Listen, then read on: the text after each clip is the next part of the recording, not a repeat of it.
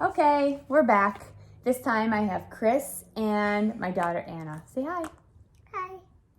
Okay, so we are now on chapter 2, and I want to point out the essential question: why do we judge others for the way they look? So looking at the thing or the monster, the creature, look at the way he looks. What do you think? Different.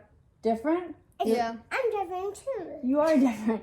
Do you think people would judge him for this? Yeah. He's going Yeah. in my Scary or bed. something. He's going in my Like creepy. bed. Yeah, creepy, right? He looks kind of creepy. So when somebody looks creepy, what do you think? Yeah, like, I'm ooh. going by. I'm not. Yeah, you're gonna run away from him, I'm out, right? yep. So why do we judge people before we get to know them? That's our question that we have to think about. So in chapter 1, Frankenstein acted like a baby.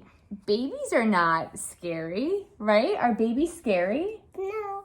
No, No, babies are cute. sweet and cute and cuddly. And people don't run away from babies. So he was acting like a baby, but because he had these oozing eyes that were yellow and he was made from dead body parts, people thought that he was mean, and so they ran away. So Victor Frankenstein was so scared of him that he fainted and ran into his friend. No, so first he ran into his friend's arms and then he fainted. So his friend's name was Clerval. And this is where chapter 2 begins. Page 17. Victor Frankenstein is too sick to leave his friend's house. The monster tries to find food, a home, and friends. The people he meets are afraid. Well, they're afraid of what? Him. The way he looks. Yeah. Okay. So chapter 2, right here. My friend took me to his home, and I was put to bed. Who's I? Victor. Victor Frankenstein. He's the one telling the story. I have an eye too. Good. Okay, it's a different kind of eye. Yeah, I have an Different eye. cat. I know. After that, I was sick for a very long time. It was months before I was able to speak, but still, I would not talk about the monster or even think of him. For when I did, I got sick again. A sick again? But you must want to know what happened to my creature, and so I will tell you.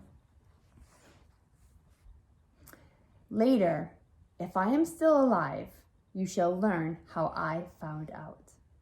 The monster did not stay on in my house.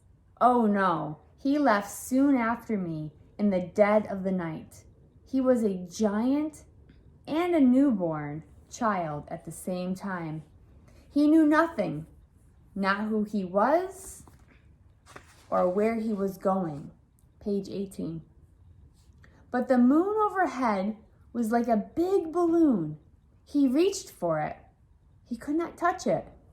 He followed its soft light into the woods, and soon he was lost in a deep forest. The wind blew in the trees, and ice-cold rain began to fall. I had thrown my jacket at the monster, and he still had it. But that was not enough. He shivered in the cold and damp. After a while, he saw the light of a fire. He did not know what a fire was, but he could feel its warmth, and the fire was pretty too. It changed colors and danced in the air. There was a man sitting beside it. As the thing came near, the man heard a noise behind him. Uh-oh. He heard a noise. He turned and looked straight into the thing's oozy yellow eyes, into a face he could see through to the bones below. My creature was smiling, but the man did not see a smile. He saw the jawbones moving and the giant teeth of long dead bodies shining in the firelight. He tried to scream, but the scream wouldn't come. In terror, he got to his feet and ran. The creature did not know why the man had been so afraid.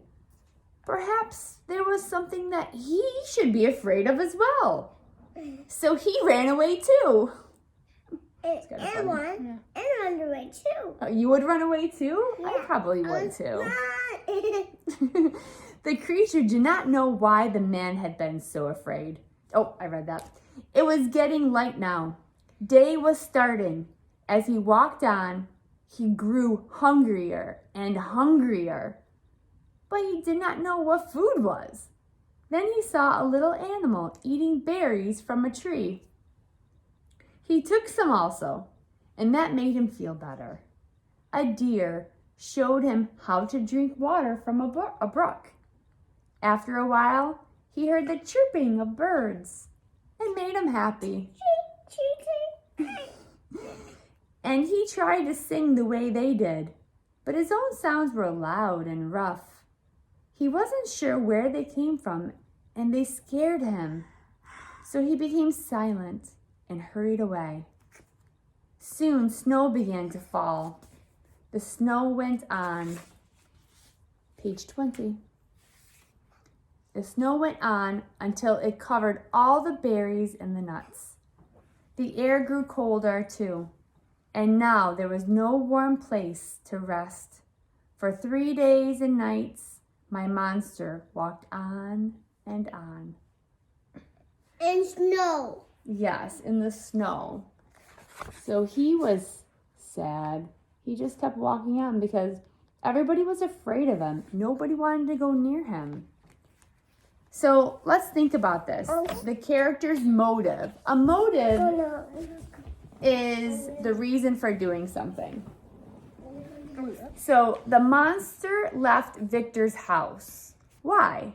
Why did he get up and leave? Number 2, cause and effect. I want you to reread pages 18 and 19. What did the monster do that scared the man in the woods? So remember, he walked up to that man who was at the fire. The man looked at him and he ran. Why? What scared the monster? So why did the monster run after the man ran? So go back and reread that and think about those answers. So make sure you do the assignment and submit it. Then we will continue on with chapter 2 in the next video.